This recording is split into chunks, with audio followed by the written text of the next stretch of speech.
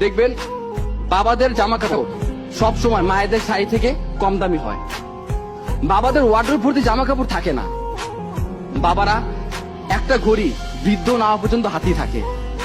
বাবারা এক জোড়া জুতা চালায় বছরের পর বছর। বাবারা কম দামি মোবাইলটা একেবারে নষ্ট না হলে ফেলে দেয় না। বাবারা রোদ বৃষ্টি মাথায় নিয়ে সঞ্চয় করে। বাবারা সব থেকে সস্তা হোটেলে খায়। নিজের জন্য সব থেকে কৃপণ বাবাটা তার স্ত্রী সন্তানের জন্য সব থেকে বেশি ব্যয় হিসাবী। বাবারা একেবারে বাধ্য না হলে কখনো না বলে না। বাবারা ভালোবাসি এই কথাটা বলতে জানে না, করতে জানে। পৃথিবীর সব পুরুষ খারাপ, সব জন্মদাতা খারাপ, কিন্তু একটাও খারাপ বাবা নাই। মাননীয় মডারেটর, একজন শিক্ষকের সন্তান হিসেবে তাদের অসহায়ত্ব রোজই দেখতে হয় খুব কাছ থেকে। মাননীয় মডারেটর, গত ঈদে আমি যখন একটি ভালো পোশাকের জন্য কান্নাকাটি করছিলাম, তখন বাবা আমার হাতে কাগজ কলম ধরিয়ে দিলেন, আমার দিকে ছুড়ে দিলেন একটি গাণিতিক প্রশ্ন।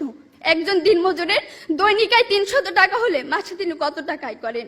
মাননীয় মডারেটর, মুখে মুখে বাবাকে জবাব দিলাম 9000 টাকা। বাবা আমার কাঁধে হাত রাখলেন, চুলের মাঝে হালতো বিলি কেটে বললেন, মা রে, তোর এই বাবা হাই স্কুলের শিক্ষক হিসেবে মাসে 8000 টাকা বেতন পায়। আমি কোনো প্রশ্ন করতে পারিনি বাবাকে। লজ্জায় বাবার মাথাটা নিচু হয়েছিল। পৌরাত্বের দ্বার প্রান্তে দাঁড়ানো বাবার বয়সী চোখ হতে খসে পড়ে জল। জানি না মাননীয় মডারেটর, আমার বাবার বয়সী চোখ থেকে খসে পড়া জল শিক্ষার মানকে কতটা টেনে তোলার যোগ্যতা রাখে। মাননীয় মডারেটর, এই যদি হয় শিক্ষাগুরুর জীবন, তাহলে একটা সময় হয়তো এদেশে আর কোনো শিক্ষকই পাওয়া যাবে না। এমন বাংলাদেশ আমরা কখনোই আশা করি না। মাননীয় মডারেটর, 30 লক্ষ লাশের একটি পাহাড় মারিয়ে আমরা বর্তমানে এসে দাঁড়িয়েছি। 2 লক্ষ মায়ের স্নেহের আঁচলে সাজিয়েছি দেশ। প্রতিপক্ষ বঙ্গবন্ধুর স্বপ্ন, লাখো শহীদের প্রত্যাশা আর বীর জননীর ত্যাগের প্রতিদান দেওয়ার এখনই সময়। আর তার জন্য চাই শিক্ষাক্ষেত্রে অধিক বিনিয়োগের মাধ্যমে টেকসই উন্নয়ন নিশ্চিত করা। ধন্যবাদ মাননীয় মডারেটর, ধন্যবাদ সবাইকে। আমি এই জন্য বলি বারবার যে আমি আমার বাবাকে বুঝতে পারছিলাম 2 সময়।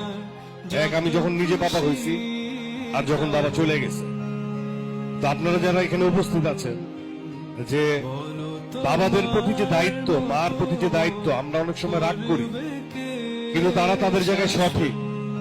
এবং তাদেরকে সবসময় না এই যে বুকের ভিতরে রেখে দিবেন, তাদেরকে কখনো হারতে দিবেন না, তাদেরকে কখনো রাগ করতে দিবেন না।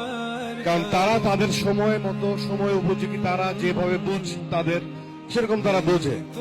আপনারা হয়তো অনেক ইয়াং, অনেক আগায় গেছে, কিন্তু তারাও অনেক আধুনিক।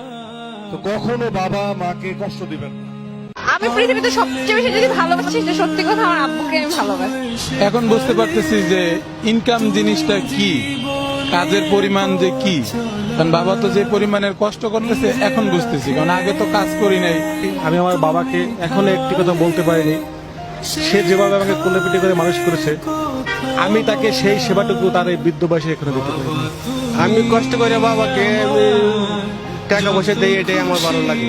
আমি আমার বাবাকে অনেক বেশি ভালোবাসি, বাট হয়তো বা ওইভাবে এক্সপ্রেস করা হয় না। আর বাবা আমার লেখাপড়া সম্পর্কে অনেক শাসন করে। এখন আমি লেখাপড়া চালিয়ে যাচ্ছি, এই মুহূর্তে ইন্টার সেকেন্ড ইয়ারে পড়তেছি। আর আমার লেখাপড়ার বিষয়ে অনেক সতর্ক, অনেক যা চায় যেই মুহূর্তে তখন সেটা দেয়। বাবা ছোটবেলা খুব শাসন করতেন, তো বুঝতে পারতাম না শাসন এত কেন করতেন। বড় করে বুঝতে পারলাম যে শাসনের পেছনে অনেক কারণ ছিল। বাবা তো হচ্ছে লাইফ সাপোর্ট। যে কোনো সন্তানের জীবনের মানে সবচেয়ে বড় পাওয়ারগুলোর মধ্যে অন্যতম